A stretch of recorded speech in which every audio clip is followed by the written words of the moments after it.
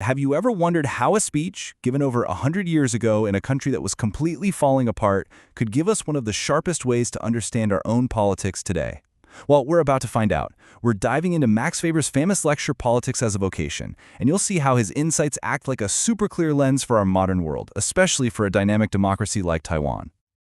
So, let's paint a picture. It's 1919. Germany just lost World War I.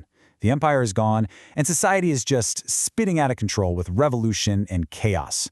And into this mess steps the sociologist Max Weber. He's speaking to a bunch of university students, and they want him to talk about politics as a vocation, or politics as a calling. Now, Weber wasn't there to give them feel-good answers or easy fixes.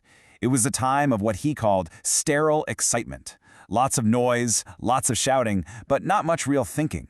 So his goal was to hand them a sober, clear-eyed toolkit for understanding what politics really is: messy, brutal, and incredibly complicated.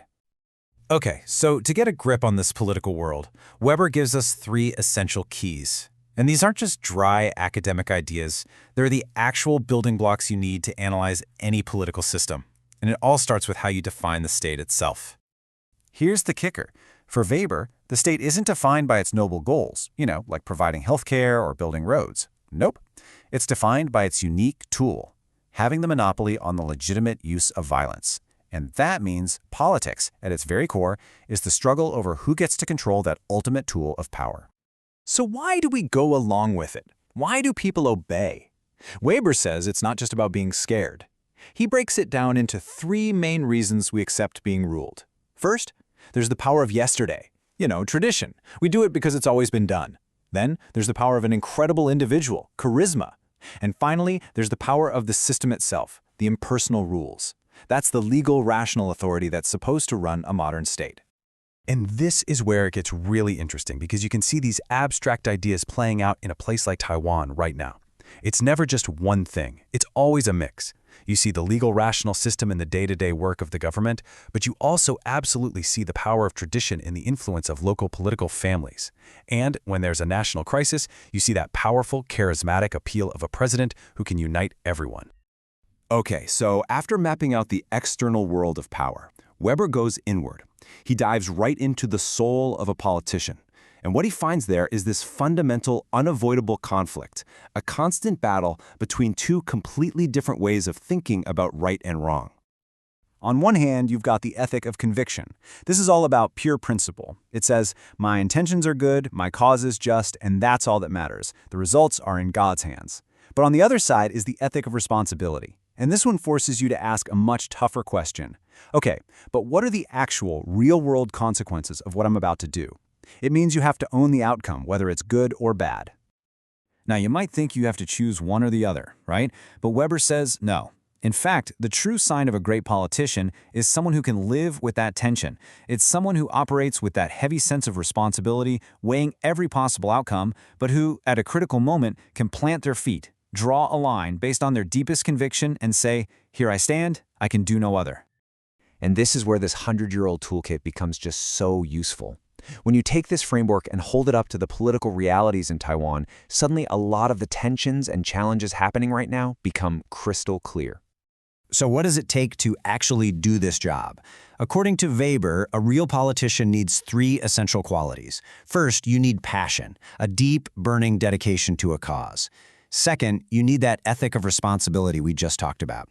And third, and this is so important, you need what he called Augenmaß. It's a German word, but it basically means a sense of proportion. It's the ability to keep your cool, to maintain some distance from the chaos of it all. And this idea perfectly explains the friction you see inside any modern government, including Taiwan's. On one side, you have the professional civil servants. Their job is to be impartial and just carry out the orders. But on the other side, you have the political officials, the appointed Marties, who are there to fight for a cause. The whole challenge is getting these 2 groups, with their totally different jobs and loyalties, to actually work together without driving each other crazy. Weber's analysis even gives us a sharp way to look at political parties. He warned that they can turn into guilds of notables, basically old boys clubs where it's all about who you know, which blocks new people and new ideas. And in Taiwan, you can see echoes of this when local factions act like office hunters, where the main goal seems to be getting jobs and resources for their people, not necessarily serving a bigger ideal. He even pointed out a risk in systems like Taiwan's, where you can end up with a parliament full of people just representing their own little interest group, not true political leaders. And there is nowhere, absolutely nowhere, that this tug-of-war between conviction and responsibility is more important than in the big, high-stakes decisions. For Taiwan, the ultimate test is cross-strait policy. This is where that sense of proportion is everything. A leader has to balance their passionate ideals with a stone-cold, sober look at the massive consequences of getting it wrong. Pure conviction, without that sense of responsibility, could be absolutely catastrophic. So after breaking down the state, the ethics, and the whole political machine, what's the takeaway? What is this vocation, this calling of politics? Well, Weber doesn't leave us with some romantic, heroic image. He leaves us with something much more powerful and much more real. He makes us ask ourselves a really tough question. In a world with all these conflicting ethics, all this bureaucracy, and just immense pressure, who is actually cut out for this job? Who really has what it takes? And his answer isn't some superhero who swoops in and changes the world overnight. His answer is a patient, persistent realist. The true politician, he says, knows that politics is like slowly, powerfully drilling through a very, very hard piece of wood.